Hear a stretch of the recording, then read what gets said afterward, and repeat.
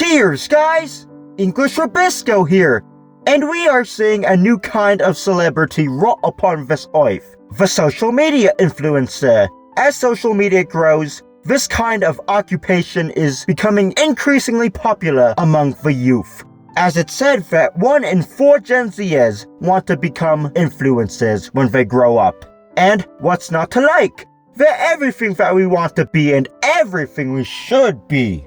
But yeah, there is a darker side behind the influencer life, and today I'm gonna talk about that. First, I need to talk about how influencers are different from the traditional celebrity. Influencers have near total control over the image. Say, if you're an actor, you'll have to be acting on a script that you probably didn't write. If you're a singer, you probably have to sing a song that you didn't write. But with social media influencers, they can control all aspects of the image, like what they post on social media, down to the filters, what the subject will be, the caption that they'll post, and everything else. All the staging, posing, and whatever it is, it's all done by the influencer.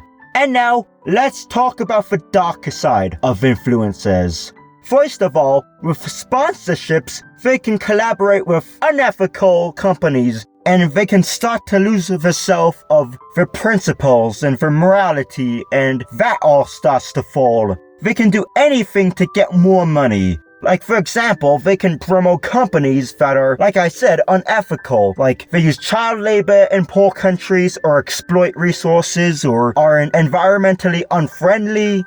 Yeah. People obviously look up to the influencers. Like, they are the modern role models, the modern day heroes of today's society. And the people can fall to scams or sometimes harmful or dangerous trends. Several influencers like Logan Paul have been promoting cryptocurrency NFT scams, for instance. And if an influencer is beefing with someone, then the followers can harass that person. And people can also try to emulate the influencer without much reason or thought behind doing so. And this next reason applies to everyone who's famous or is a celebrity in the traditional sense. But it's still prevalent with social media. People can have toxic fans and people who are obsessed with you. And again, on emulating influencers, people can do things for all the wrong reasons. An example of this is traveling, where all the social media influencers stuff can encourage people to travel, which of course isn't a bad thing necessarily. But when it becomes merely a trip to get good photos of themselves and stuff to post on social media, then that becomes a problem. And last but most importantly, the effect of these influencers' contents and social media in general on both the audience and the influencer can be detrimental to their health. They create unrealistic expectations for people to follow, and they also create unrealistic expectations to live up to every single day, which obviously is not a real version of yourself. This is a little far-fetched, but it creates a potential for conformity among society, as people who don't follow the influencers will be ostracized and excluded. This also creates an environment of social comparison, which is very unhealthy. And not only does this create pressure, like I said, for followers to live up to something really unrealistic, it creates the very same pressure on them to live up to the idealized version of an influencer that they created. The version of you that you put out on social media can be very different from how you actually are.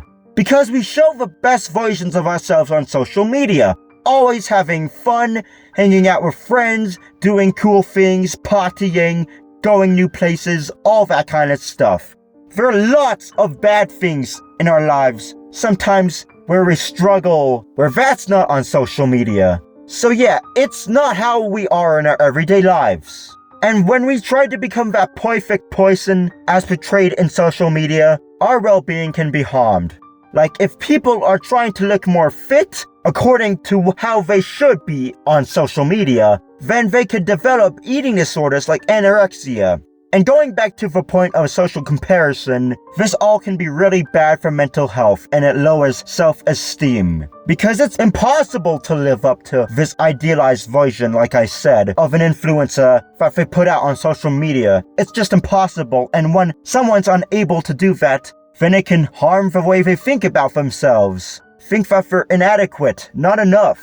So in conclusion, with the advent of social media influences, well, they're nothing new, but they're starting to play a bigger role in mainstream life and culture. We have to think about the effects they have, not only on us, but also themselves. Social media can be a good outlet for influencers to express themselves, but it can quickly turn into a dangerous trap where they and their followers feel they have to live up to some impossible image they create and put out. So we need to assess these consequences that they have on society and us, and determine what we can do about them to prevent all the ill effects from harming us. And that's all there is. Bye now.